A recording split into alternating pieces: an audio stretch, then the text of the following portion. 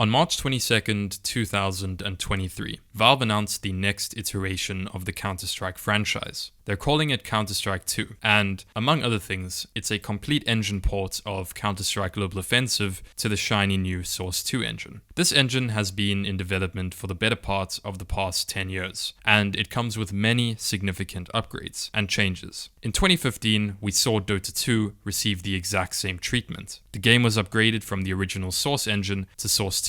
It received a new user interface, known as Panorama, which was later added to CSGO, and overall, it was a massive improvement to the game. We've also seen Source 2 in most of its glory from Half-Life Alyx, a game that clearly demonstrates the leaps and bounds made in terms of technology. We'll get into the details shortly, but I think all of this raises a few interesting questions about cheating. Will it make cheating easier? Or will it make cheating more difficult? Today, we're going to discuss it all, so be sure to stick around.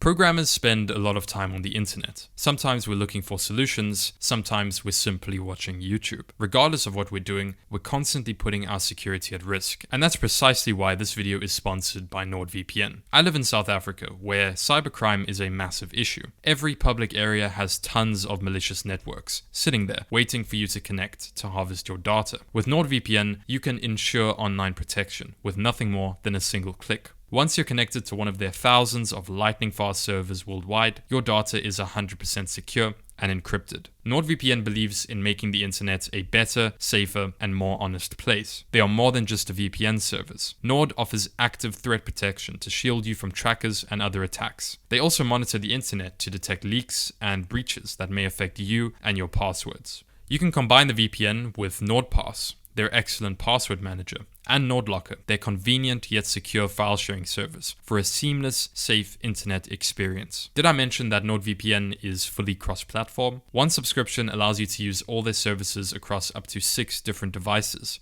so you can start protecting everything you own today by going to nordvpn.com/cazz to get a 2-year plan plus 4 months free with a huge discount. It's risk-free with Nord's 30-day money-back guarantee. Thanks for listening, and let's get back to the video.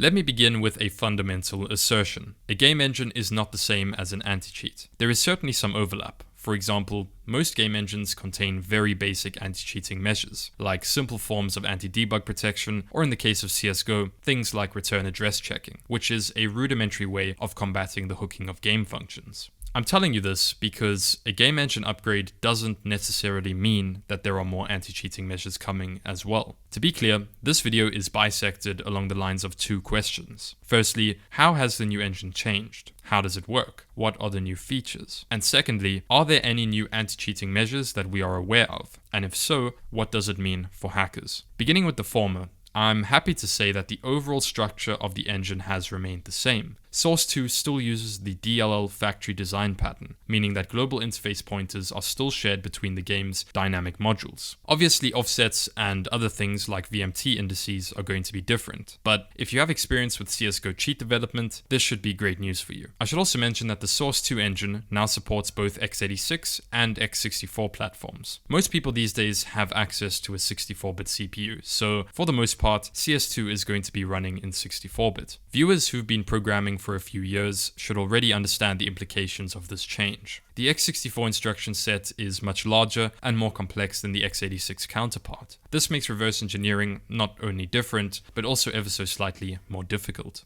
Your data types will also have different sizes. In the grand scheme of things, this is a great change for legitimate players, as it will improve the quality of the game. It also doesn't affect hackers very much, because most of us already have experience with x64 games anyway. Obviously, the game on top of the engine has changed, and that change is quite drastic. It's not unrecognizable, but cheats that used to work on CSGO are not going to work on CS2. At least, not without some ingenuity and hard work. There are already countless examples of cheats being ported to the new game. There are already thousands of people reverse engineering the game, and as soon as it gets released to the public, those numbers are only going to increase. Forums like Unknown Cheats are going to be flooded with information about the game. I predict that it's going to be similar to CSGO, where there will be so much public information available that you won't have to do much work to make simple cheats. With that being said, if you want to achieve something special, it will always require work in any domain.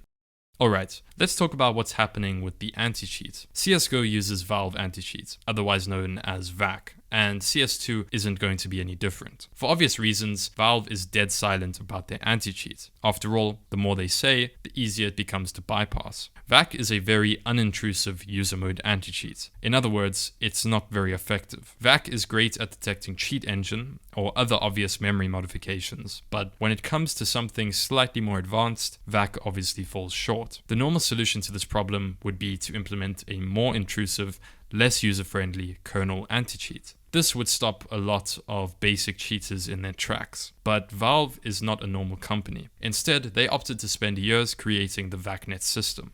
Once again, Valve are not very transparent about how it all works, but VACnet is a machine learning algorithm that has been trained to detect cheaters. VAC uses a series of heuristics, including your trust factor and your performance in each match to determine whether you are cheating. This system is not perfect, and it has taken many years of training to become effective. In my opinion, this was the correct decision by Valve, as some hackers are very hardworking and determined people. A kernel anti-cheat has never stopped us, and they aren't going to start anytime soon. So when it comes to this machine learning approach, hackers rarely have no simple way around it. Counter-Strike 2 is probably going to receive the exact same implementation of VAC and VACnet that CSGO received, for the most part. I say that because recently data miners have found strings in the game's memory pertaining to something called VAC Live. This seems to be a copy of Valorant's system, where when a cheater is found to be active in a game, the entire match is forfeited and that player is immediately banned in real time. Ultimately, I don't think this change means very much for hackers, because you aren't supposed to be detected in the first place. If you focus on getting around VAC, VAC Live will not be an issue for you. Anyway, ladies and gentlemen, thank you for watching the video and I hope you enjoyed it. Be sure to check out my Twitter and join the Discord down below. As per usual, shout out to the following patrons. You guys are awesome. I'll catch you guys in the next one. Cheers and peace out.